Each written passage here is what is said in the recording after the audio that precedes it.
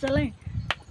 ससुर घरा राज लिखा बारे कन्हैया ससुर घरा राज लिखा बारे कन्हैया ससुर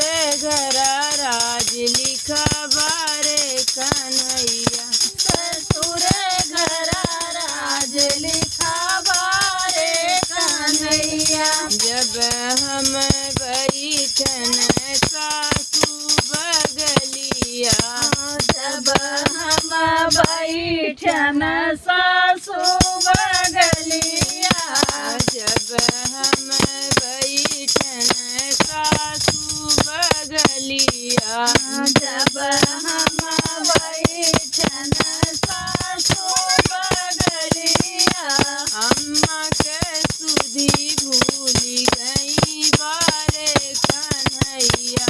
अम्मा के सुधी भूल गई बारे कन्हैया अम्मा के सुधी भूल गई बारे कन्हैया अम्मा के सुधी भूल गई बारे कन्हैया ससुर घरा राज लिखा बारे कन्हैया ससुर घरा राज लिखा बारे कन्हैया जब हम बैठन जठनी बगलिया जब हम बैठन जठनी बगलिया जब हम बैठन जठनी बगलिया जब हम बैठन जठनी बगलिया भाभी के सुधी भूल गई बारे कन्हैया भाभी के सुधी भूल गई बारे कन्हैया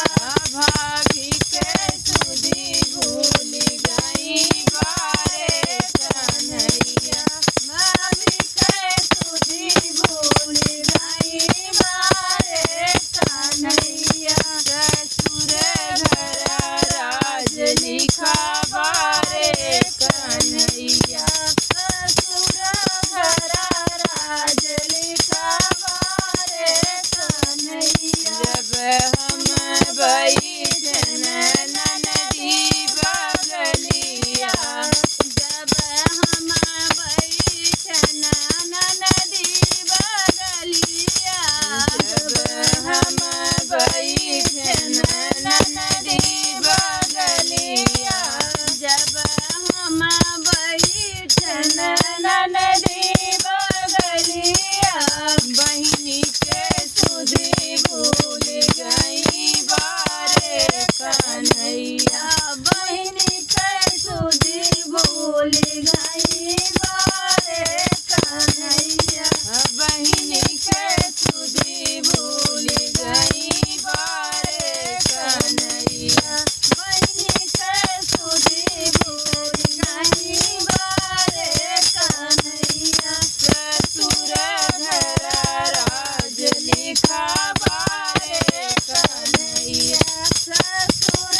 घरा राज लिखा बारे कन्हैया जब हम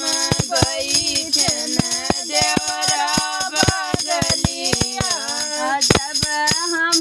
बैठन देवरा बगलिया जब हम बैठन देवरा बगलिया जब हम बैठन देवरा बगलिया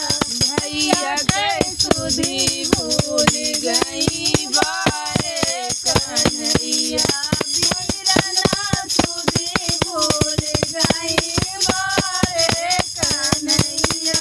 भैया के सुधी भूल गई बारे कन्हैया भैया के सुधी भूल गई बारे कन्हैया ससुर